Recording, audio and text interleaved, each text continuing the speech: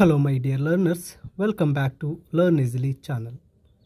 ಈ ಒಂದು ವಿಡಿಯೋದಲ್ಲಿ ನಾವು ಮಾಯಾ ಏಂಜಲರ್ ಅವರು ಬರೆದಿರ್ತಕ್ಕಂತಹ I know why the caged bird sings ಈ ಒಂದು ಪದ್ಯದ ಕನ್ನಡದ ಲೈನ್ ಬೈ ಲೈನ್ ಎಕ್ಸ್ಪ್ಲನೇಷನ್ನೊಂದಿಗೆ ಈ ಒಂದು ಪದ್ಯದ ಒಂದು ಸಮರಿಯನ್ನು ಡಿಸ್ಕಸ್ ಮಾಡೋಣ. ಇಲ್ಲಿ ಮಾಯಾ ಏಂಜಲರ್ ಅವರು ತಮ್ಮ ಈ ಪದ್ಯದ ಟೈಟಲ್ನಲ್ಲಿ ಹೇಳ್ತಾ ಇದ್ದಾರೆ, I know why the caged bird sings. ಅಂದರೆ ನನಗೆ ಪಂಜರದ ಹಕ್ಕಿ ಏಕೆ ಹಾಡುತ್ತೆ ಅನ್ನೋದು ನನಗೆ ಗೊತ್ತಿದೆ ಅಂತ. ಅಂದರೆ ಇಲ್ಲಿ ಕವಿಯವರ ಪ್ರಕಾರ ಬಂಧನದಲ್ಲಿರುವವರು ಏಕೆ ಹಾಡ್ತಾರೆ ಎನ್ನುವುದಂದರೆ ಒಂದು ದೈಹಿಕ ಬಂಧನವಾಗಿರಬಹುದು ಅಥವಾ ಸಮಾಜದ ಕಟ್ಟುಪಾಡುಗಳಲ್ಲಿ ಸಿಲುಕಿರುವವರು ಬಗ್ಗೆ ಈ ಒಂದು ಪದ್ಯವನ್ನು ಹೇಳ್ತಾ ಇರಬಹುದು. ಬನ್ನಿ ಮಾಯಾ ಏಂಜಲರ್ ಅವರು ಈ ಪದ್ಯದಲ್ಲಿ ಏನು ಹೇಳಿದ್ದಾರೆ ಅಂತ ಒಂದು ಪ್ರತಿಯೊಂದು ಲೈನನ್ನು ಇಲ್ಲಿ ಕಲಿತಾ ಸಾಗೋಣ.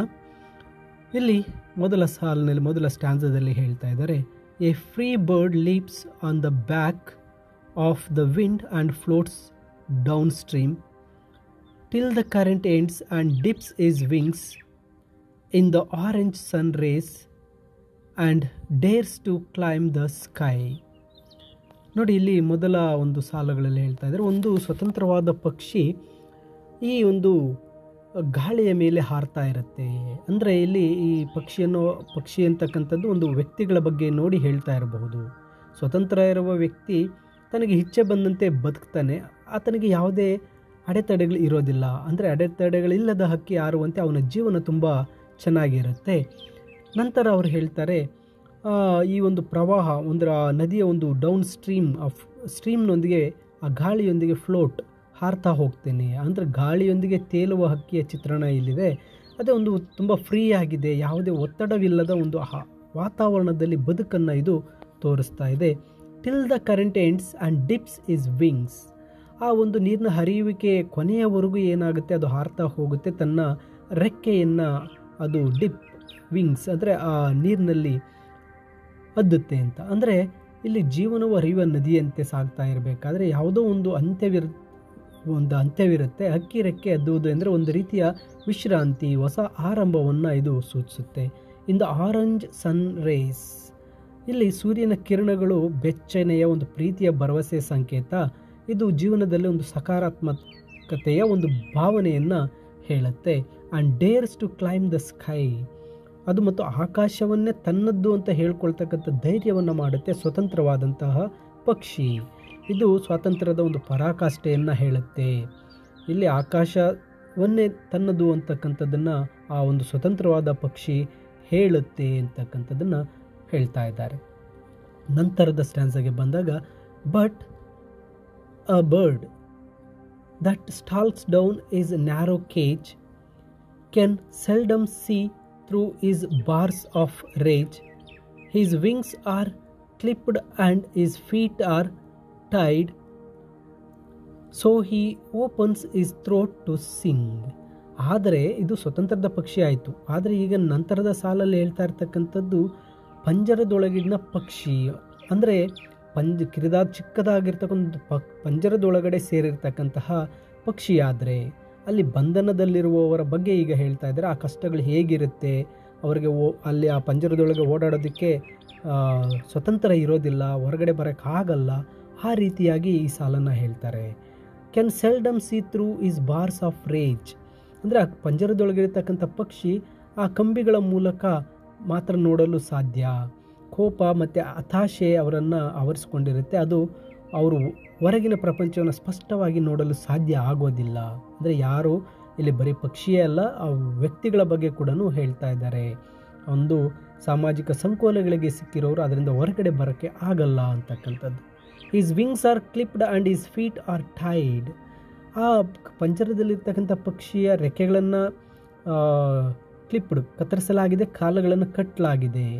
ಇದೇ ಸಾಲ ಒಂದು ಒಳ ಅರ್ಥದಲ್ಲಿ ನೋಡಿದ್ರೆ ಇದೊಂದು ದೈಹಿಕ ಮತ್ತು ಮಾನಸಿಕ ಬಂಧನವನ್ನು ಸೂಚಿಸುತ್ತೆ. ಇಲ್ಲಿ ಅವರ ಸಾಮರ್ಥ್ಯಗಳನ್ನು ಕುಂಠಿತಗೊಳಿಸಿರ್ತಕ್ಕಂಥದ್ದು, ಅವರನ್ನು ನಿಸ್ಸಹಾಯಕರನ್ನಾಗಿ ಮಾಡಿರ್ತಕ್ಕಂಥದ್ದು ಈ ಸಾಲ ಹೇಳುತ್ತೆ. So he opens his throat to sing. ಆದ್ದರಿಂದ ಆ ಪಂಜರದೊಳಗಿರ್ತಕ್ಕಂಥ ಪಕ್ಷಿ ಹಾಡಲು ಶುರು ಮಾಡ್ತು ಅಂತ. ಆದರೆ ಈ ಸಮಾಜದ ಸಂಕೋಲೆಗಳಿಗೆ ಸಿಕ್ಕಿರ್ತಕ್ಕಂಥ ವ್ಯಕ್ತಿಗಳು ತಮ್ಮ ನೋವು ಮತ್ತು ಹತಾಶೆಯ ನಡುವೆಯೂ ಹಾಡುವುದು ಅಂದರೆ ಪ್ರತಿಭಟನೆಯ ರೂಪವನ್ನು ಇಲ್ಲಿ ತೋರಿಸ್ತಾ ಇರ್ತಕ್ಕಂಥದ್ದು. ಇದು ಅವರ ಆಶಯ ಭರವಸೆಗಳನ್ನು ವ್ಯಕ್ತಪಡಿಸ್ತಾ ಇದೆ. ಇನ್ನು ಮುಂದಿನ ಸ್ಟ್ಯಾನ್ಸಾಗೆ ಬಂದಾಗ, the caged bird sings with fearful thrill of things unknown but longed for still, and his tune is heard on the distant hill, for the caged bird sings of freedom.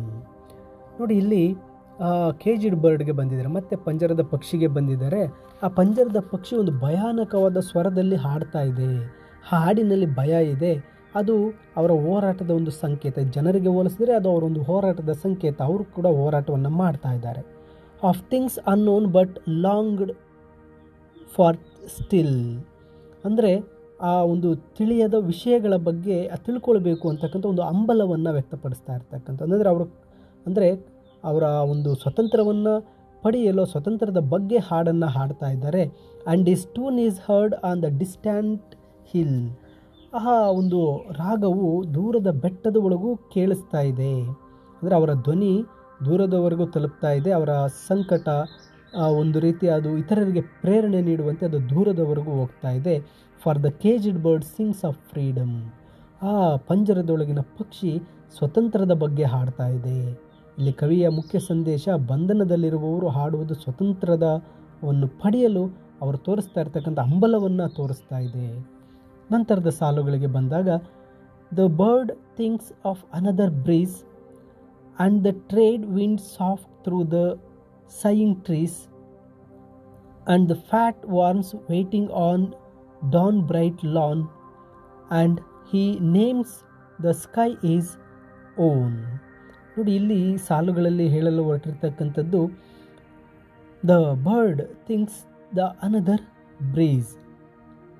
ಇಲ್ಲಿ ಅದು for the caged bird sings for ಫ್ರೀಡಮ್ಗೋಗಿ ಹಾಡ್ತಾ ಇದೆ. The bird thinks of another breeze, ಆ ಪಕ್ಷಿ ಮತ್ತೊಂದು ತಂಗಾಳಿಯನ್ನು ಬಯಸ್ತಾ ಇದೆ. ಅಂದರೆ ಇಲ್ಲಿ ಫ್ರೀ ಬರ್ಡ್ ಅಂತಕ್ಕಂಥದ್ದು, ಆ ಫ್ರೀ ಬರ್ಡ್ ಆಲ್ರೆಡಿ ಫ್ರೀ ಆಗಿದೆ. ಅವರು ಇನ್ನೊಂದು ಸ್ವತಂತ್ರರು ಇನ್ನೊಂದು ಅವಕಾಶಗಳನ್ನು ನೋಡ್ತಾ ಇದ್ದಾರೆ. And the trade wind soft through the saying trees, ಅಲ್ಲಿ ಅವರು ಆ ಒಂದು ಪ್ರಕೃತಿಯ ಸೌಂದರ್ಯ, ಆ ಮರಗಳ ಮೂಲಕ ಒಂದು ಶಾಂತತೆ, ಇದು ಸ್ವಾತಂತ್ರ್ಯದ ಒಂದು ಸಂಕೇತವನ್ನು ಹೇಳ್ತದೆ. And the trade wind soft through the saying trees, ಆ ಮರಗಳ ನಡುವೆ ಒಂದು ವ್ಯಾಪಾರವನ್ನು ಮಾಡ್ತಾ ಇದ್ದಾರೆ ಅಂತಕ್ಕಂಥದ್ದು. ಇಲ್ಲಿ ಒಂದು ಶಾಂತತೆ, ಸ್ವಾತಂತ್ರ್ಯದ ಒಂದು ಶಾಂತತೆಯ ಸಂಕೇತವನ್ನು ಹೇಳ್ತಾ ಇದ್ದಾರೆ. And the fat worms waiting on a dawn bright lawn, ಆ ಒಂದು ಜೀವನದ ಸಂತೋಷ ಮತ್ತು ಸಮೃದ್ಧಿಯನ್ನು ಸೂಚಿಸುತ್ತೆ. ಅಂದರೆ ಅಲ್ಲಿ ಆ ಸ್ವತಂತ್ರರಾಗಿರ್ತಕ್ಕಂಥವ್ರಿಗೆ ಅವರು ತಿನ್ನಲು ಒಂದು ಹುಳುಗಳು ಕೂಡ ಅವರಿಗೆ ವೆಯ್ಟ್ ಮಾಡ್ತಾ ಇದೆ ಅಂತ. ಆ್ಯಂಡ್ ಈ names the sky is own, ಅವನು ಆಕಾಶವನ್ನೇ ತನ್ನದೆಂದು ಹೇಳ್ತಾ ಇದ್ದಾನೆ. ಇಲ್ಲಿ ಸಂಪೂರ್ಣ ಸ್ವತಂತ್ರವನ್ನು ಬಯಸಿರುವ ಆ ವ್ಯಕ್ತಿ ಇಡೀ ಆಕಾಶವನ್ನೇ ನನ್ನದು, ಅಂದರೆ ಆ ಪಕ್ಷಿ ತನ್ನ ಇಡೀ ಆಕಾಶವೇ ನನ್ನದು ಅಂತ ಹೇಳ್ತಾ ಇದೆ. ಈ ಸ್ವತಂತ್ರರು ಕೂಡ ಇಡೀ ಆಕಾಶವೇ ನನ್ನದು ಅಂತ ಹೇಳ್ತಾರೆ. But a caged bird stands on the grave of dreams, his shadow shouts on a nightmare scream, his wings are clipped and his feet are tied, so he opens his throat to sing. ನೋಡಿ, ಇಲ್ಲಿ free ಪಕ್ಷಿ ಇಡೀ ಆಕಾಶವನ್ನೇ ತನ್ನದು ಆದರೆ ಈ caged ಪಂಜರದೊಳಗಿನ ಪಕ್ಷಿ ಏನು ಮಾಡ್ತಾ ಇದೆ, stands on the grave of dreams, ಇದು ಕನಸುಗಳ ಸಮಾಧಿಯ ಮೇಲೆ ನಿಂತಿದೆ. ಅಂದರೆ ಇಲ್ಲಿ ಬಂಧನದಲ್ಲಿರ್ತಕ್ಕಂಥವರು ಅವರ ಕನಸುಗಳು ಸತ್ತು ಹೋಗಿದೆ, ಅವರ ಭವಿಷ್ಯ ಅತಂತ್ರ ಅಂತಕ್ಕಂಥದ್ದನ್ನ ಹೇಳ್ತಾ ಇದೆ. ಅವರು ಒಂದು ಸಮಾಧಿಗಳ ಮೇಲೆ ನಿಂತಿದ್ದಾರೆ. ಬಂಧನದಲ್ಲಿರೋರು ಅಂದರೆ ಈ ಸಮಾಜದ ಕಟ್ಟುಪಾಡುಗಳಿಗೆ ಆ ಬಂಧನದಲ್ಲಿ ಸಿಕ್ಕಿರ್ತಕ್ಕಂಥವ್ರಿಗೆ ಯಾವುದೇ ಭವಿಷ್ಯ ಇಲ್ಲ, ಅವರು ಆ ಒಂದು ಸಮಾಧಿಗಳ ಮೇಲೆ ನಿಂತಿದ್ದಾರೆ. ಇದು shadow shouts on a nightmare scream, ಅವನ ನೆರಳು ಒಂದು ಕಿರುಚಾಟದಲ್ಲಿ ಇದೆ, ಆ ದುಸ್ವಪ್ನಗಳನ್ನು ಕಾಣ್ತಾ ಇದೆ. ಅಂದರೆ ಇದು ಆಂತರಿಕ ನೋವು ಮತ್ತು ಭಯವನ್ನು ವ್ಯಕ್ತಪಡಿಸ್ತಾ ಇದ್ದಾರೆ, ತೋರಿಸ್ತಾ ಇದೆ. His wings are clipped and his feet are tired, ಅವನ ರೆಕ್ಕೆಗಳನ್ನು ಕತ್ತರಿಸಲಾಗಿದೆ, ಕಾಲುಗಳನ್ನು ಕಟ್ಟಲಾಗಿದೆ. ಅಂದರೆ ಇಲ್ಲಿ ಆ ಪಂಜರದೊಳಗಿರ್ತಕ್ಕಂಥ ಪಕ್ಷಿಗೆ ಸ್ವತಂತ್ರ ಇಲ್ಲ ಅನ್ನೋ ಹಾಗೆ ಈ ಸಮಾಜದ ಸಂಕೋಲೆಗಳಿಂದ ಜನರಿಗೆ ಯಾವುದೇ ರೀತಿಯ ಒಂದು ಸ್ವತಂತ್ರ ಇಲ್ಲ ಅಂತಕ್ಕಂಥದ್ದನ್ನು, ಸ್ವತಂತ್ರವನ್ನು ಕಸಿದುಕೊಂಡಿದ್ದಾರೆ ಅಂತಕ್ಕಂಥದ್ದನ್ನು ಹೇಳ್ತಾ ಇದ್ದಾರೆ. So he opens his throat to swing, ಆದ್ದರಿಂದ ಅವನು ಆ ನೋವಿನಲ್ಲೂ ಕೂಡ ಹಾಡಲು ಪ್ರಯತ್ನಿಸ್ತಾ ಇದ್ದಾನೆ, ಅಂದರೆ ತನ್ನ ಪ್ರತಿರೋಧವನ್ನು ವ್ಯಕ್ತಪಡಿಸ್ತಾ ಇದ್ದಾನೆ ಅಂತ.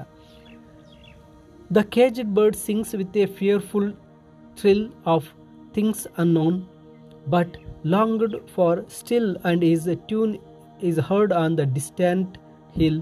For the caged bird songs of freedom. ನೋಡಿ, ಇಲ್ಲಿ ಕೊನೆಯ ಸಾಲುಗಳಲ್ಲಿ ಹೇಳ್ತಾ ಇರ್ತಕ್ಕಂಥದ್ದು ಆ ಕೇಜ್ಡ್ ಬರ್ಡ್ ಅಂತಕ್ಕಂಥದ್ದು ಏನಾಗ್ತಾ ಇದೆಯಪ್ಪ ಅಂದರೆ ಹಾಡ್ತಾ ಇದೆ. ಆ ವಿಷಯಗಳು ಫಿಯರ್ಫುಲ್ ಥ್ರಿಲ್, ಭಯಾನಕವಾದಂಥ ಒಂದು ಹಾಡನ್ನು ಹಾಡ್ತಾ ಇದ್ದಾರೆ, ಆ ಹೋರಾಟದ ಹಾಡನ್ನು ಹಾಡ್ತಾ ಇದ್ದಾರೆ. But longed for a still and his tune is heard on the distant hill. ಅವರು ಸ್ವತಂತ್ರವನ್ನು ಪಡೆಯೋದಕ್ಕೆ ಹಾಡ್ತಾ ಇದ್ದಾರೆ, ಅವರ ಹಾಡು ದೂರದವರೆಗೂ ಕೇಳಿಸ್ತಾ ಇದೆ. For the caged bird songs of freedom, ಆ ಒಂದು ಬಂಧನದಲ್ಲಿರ್ತಕ್ಕಂಥ ಪಂಜರದ ಪಕ್ಷಿಯ ಒಂದು ಹಾಡು ಕೇವಲ ಸ್ವತಂತ್ರವನ್ನು ಪಡೆಯುವ ಹಂಬಲವಾಗಿದೆ ಅಂತಕ್ಕಂಥದ್ದು ಈ ಸಾಲುಗಳ ಮೂಲಕ ತಿಳಿಸಿದ್ದಾರೆ. ಮೈ ಡಿಯರ್ ಸ್ಟೂಡೆಂಟ್ಸ್, ಈ ಕನ್ನಡ ಎಕ್ಸ್ಪ್ಲನೇಷನ್ನೊಂದಿಗೆ ಇಂಗ್ಲೀಷ್ ಸಮರಿ PDF ವಿಡಿಯೋದ ಡಿಸ್ಕ್ರಿಪ್ಷನ್ನಲ್ಲಿರುತ್ತೆ, ಡೌನ್ಲೋಡ್ ಮಾಡಿ ನೀವು ಓದ್ಕೋಬಹುದಾಗಿರುತ್ತೆ. ಹಾಗೆ ಇನ್ನೂ ಹೆಚ್ಚಿನ ವಿಡಿಯೋಗಳನ್ನು ನೋಡಲು ತಪ್ಪದೆ ಲರ್ನ್ ಈಸಿಲಿ ಚಾನಲ್ಗೆ ಸಬ್ಸ್ಕ್ರೈಬ್ ಮಾಡಿ ಅಂತ ಹೇಳ್ತಾ ಎಲ್ಲರಿಗೂ ಧನ್ಯವಾದಗಳು.